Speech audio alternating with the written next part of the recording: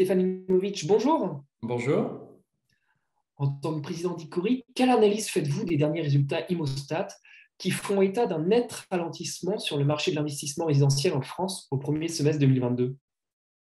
Alors, il faut savoir que les résultats d'Immostat, c'est la conjonction des analyses d'un certain nombre d'entreprises spécialisées sur l'immobilier et notamment sur le résidentiel, à laquelle Icori est partie prenante.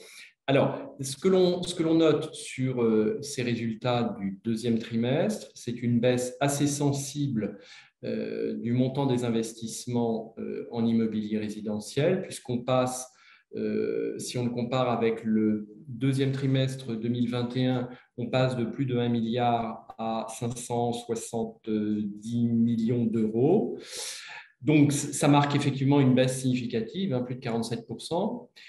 Étant entendu que le deuxième trimestre de l'année 22 est quand même un trimestre assez particulier, puisqu'il est marqué à la fois par le contexte politique international qui a une influence significative, à la fois, j'allais dire, sur la confiance que les gens peuvent avoir, mais également cette insécurité, et notamment sur la hausse des taux d'intérêt qui est significatif puisque la BCE a décidé d'augmenter ses taux.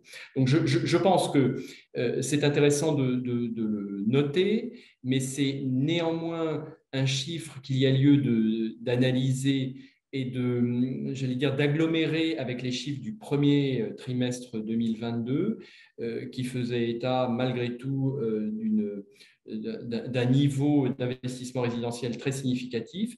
Et si on compare le premier semestre 2022 avec le premier semestre 2021, il s'avère que la baisse est beaucoup moins sensible que celle que l'on constate au deuxième trimestre, puisqu'on est sur une baisse qui est de l'ordre de 17 à 18%. Voilà, donc c'est certes il y a une baisse, on peut pas on ne peut que la constater, mais c'est une baisse qui est à pondérer avec notamment les résultats du premier trimestre. Voilà ce que l'on peut dire très schématiquement sur cette partie.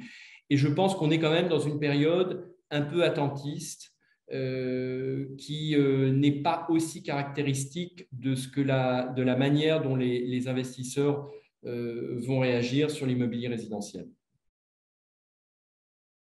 Vous en avez déjà beaucoup parlé, mais en cette période de rentrée, quels sont les principaux marqueurs de ce marché résidentiel selon vous? Alors, parmi les marqueurs que l'on constate aujourd'hui, d'abord, il faut savoir que les fonds immobiliers qui ont recours à la dette ont plutôt une tendance aujourd'hui à être en retrait sur ce marché. Alors, est-ce que c'est un retrait? C'est un retrait, je pense, partiel et momentané, beaucoup plus lié aux conditions de financement. Mais en tous les cas, certains d'entre eux se retirent d'opérations sur lesquelles ils s'étaient engagés. Ça, c'est un premier point.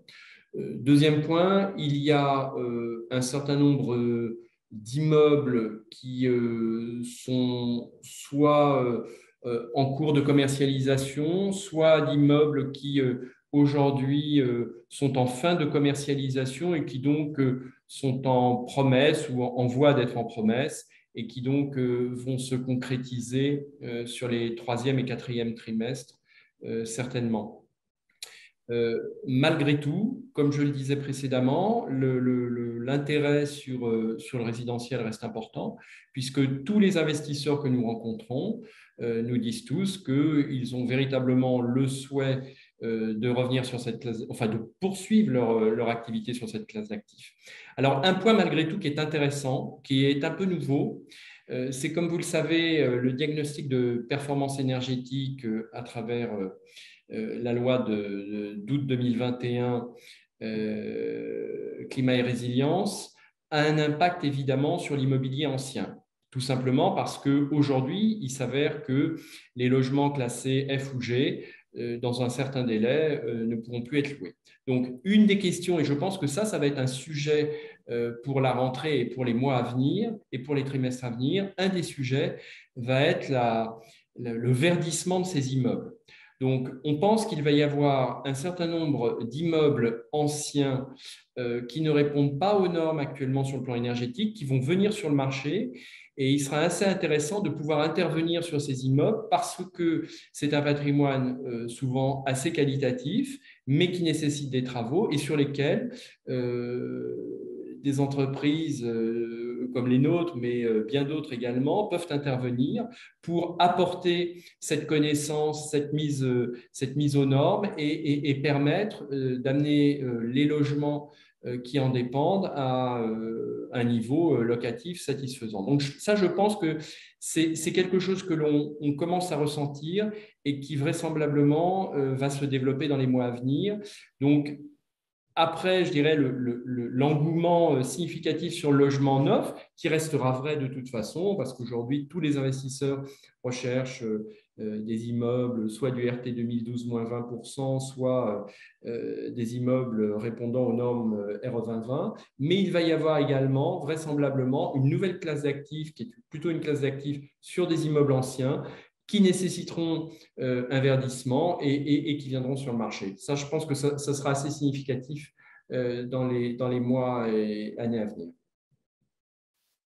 Merci beaucoup pour cette analyse, Stéphane Moïch, Merci à vous. et à très bientôt sur BITV.